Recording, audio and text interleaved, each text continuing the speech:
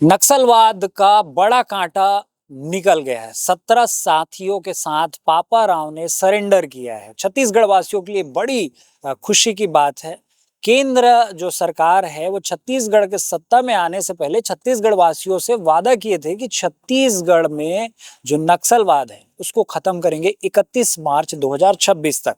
अब 31 मार्च होने के लिए सिर्फ एक सप्ताह बाकी है और उससे पहले ऐसे बड़े बड़े जिनके ऊपर लाखों करोड़ों का जो इनाम था वो सरेंडर कर रहे हैं, तो ये बड़ी बात है। 40 लाख के जो इनामी नक्सली पापा राव जो दंड कारण्य जंगल के मतलब बहुत ही चर्चित कमांडर में से एक माने जा रहे थे, उन्होंने सरेंडर किया। इसके अलावा जो अन्य साथी हैं जिनके ऊपर लाखों का इनाम था वो लोग भी सरेंडर कर दिए, जिसमें पुरुष महिला दोनों हैं। इसके साथ ही AK-47 बंदूक और जो बम है वो भी बरामद किया गया है। तो मुख्य धारा में लौटे हैं। इस पर जो छत्तीसगढ़ के गृह मंत्री हैं वो क्या कुछ कह रहे हैं, आइए सुनते हैं। हम कहाँ मना करते हैं भाई। बस्तर की जनता के मनोभाव के अनुरूप सबसे प्रथम जो इस विषय पर है वो बस्तर की जनता है। बस्तर की जनता ने सोचा कि पुनर्वास इसमें नक्सलिज्म समाप्त होना चाहिए, उस आधार पर तय हुआ है। माननीय केंद्रीय गृह मंत्री जी ने अगस्त 2024 में इस बात का प्रण किया था कि 31 मार्च 2026 तक सशस्त्र नक्सलिज्म समाप्त होना चाहिए। और उसके बाद माननीय मुख्यमंत्री जी विष्णुदेव साय जी ने भी हम सबका मार्गदर्शन किया। अभी हम लोग ये देखते हैं कि समूचा बस्तर शांत हो चुका है। खबरधा, खैरागढ़, मानपुर मोहला, राजनांदगांव, गरियाबंद, महासमुंद और धमतरी, इन जिलों में भी नक्सलवाद का प्रभाव था, वह भी समाप्त हो चुका है। जो थोड़ा सा क्षेत्र बचा है वह भी समाप्त हो जाएगा। ये आर्म्ड फोर्सेस हमारे जवानों की भुजाओं की ताकत पर है और सरकार की बहुत सारी योजनाओं के आधार पर है। अब ये सब कुछ हो गया है, इसमें अब ये सोचना कि 31 मार्च 2026 की रात को क्या होगा, हैप्पी न्यू ईयर नहीं है भाई। मैं सोचता हूं कि सबको समझना चाहिए इस बात को। अरे भैया, एहतियात तो उसके बाद भी बरतना है आपको, उसके बाद भी आपको ध्यान रखना है। पूरा चीज एक एक डॉक्यूमेंटेशन करके, फाइलिंग करके, मैपिंग करके एक एक व्यक्ति को वापस ले आने का काम। 3,000 पुनर्वास हुए हैं 2 सालों में, 2,000 लगभग गिरफ्तार हुए हैं 2 सालों में। इतनी बड़ी कार्रवाई हुई, 550 न्यूट्रलाइज हुए और उसके बाद ये 7,500-8,000 का नक्सल संगठन समाप्त हुआ है। तो ये कम बात है। अब इस पर कोई ये कहे कि 31 मार्च की रात को क्या करेंगे, तो उनके मन में कोई हैप्पी न्यू ईयर है मुझे लगता है। ये पुनर्वास करेंगे, पुनर्वास करेंगे। नहीं, दो ही बड़े लीडर जो अभी तक नहीं आए हैं, मिसिर बेसरा और गणपति। तो गणपति का पता नहीं है, वो कहीं है, जो भी होगा। और थोड़ी जानकारी जो भी है, मिसिर बेसरा का भी यह है कि सक्रियता नहीं है, अलग है। इसमें यह भी है कि हथियार छोड़ करके, यूनिफॉर्म छोड़ करके सिविल ड्रेस में कहीं समाज में मिल जाते हैं समाज में, तो वो पता नहीं चलता। वैसे भी मिले रहे, हमको दिक्कत नहीं।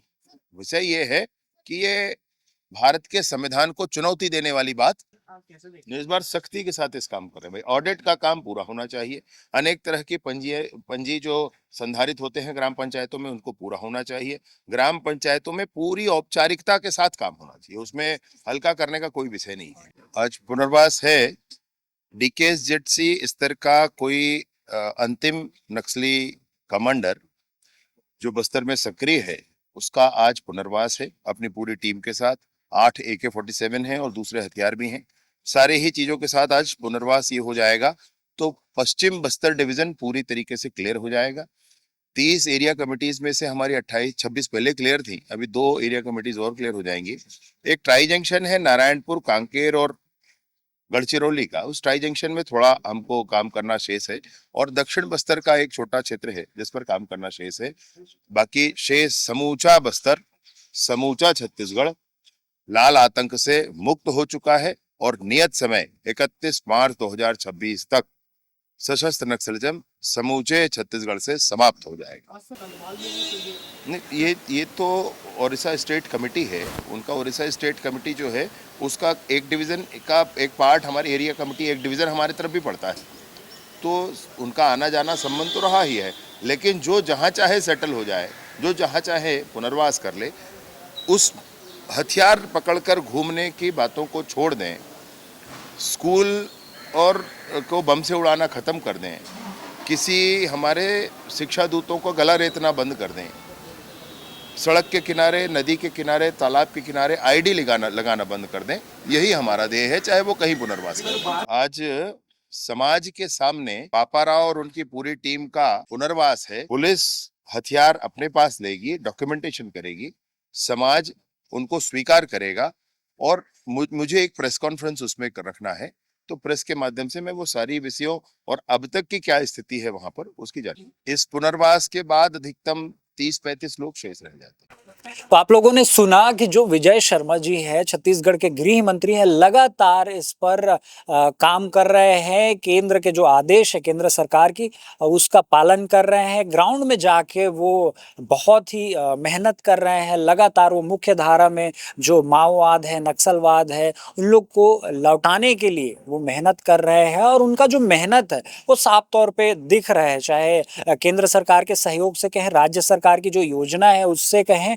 अभी एक सप्ताह पहले इतनी बड़ी मतलब समर्पण, मुख्य धारा में इतने बड़े जो कमांडर है उनका मुख्य धारा में लौटना एक बड़ी उपलब्धि है। तो इस पर वो कह रहे हैं कि 31 मार्च जो है वो डेडलाइन है। इसका मतलब ये नहीं है कि 31 मार्च को नया साल मनाया जाए। और वो ये भी कहते नजर आ रहे हैं कि जो सीमावर्ती राज्य है, जैसे कि एमपी है, महाराष्ट्र है, उड़ीसा है, इस एरिया में यदि कुछ नक्सली यदि बच जाते हैं तो उन पर भी ये लगातार जो अभी चल रही है योजना या उनको मुख्य धारा में लौटाने का काम है वो जारी रहेगा। यदि कोई नक्सली सामने नहीं आना चाहते हैं लेकिन वो सिविल ड्रेस में जो सामान्य व्यक्ति की तरह रहना चाहते हैं तो वो भी कर सकते हैं, किसी भी जन को हानि ना पहुंचाए, ये कह रहे हैं। फिलहाल अब 31 तारीख के बाद ही पता चलेगा कि कितने नक्सली और बाकी है और कितने अभी तक गिरफ्तार किए गए हैं, कितने सरेंडर किए हैं। फिलहाल जो अभी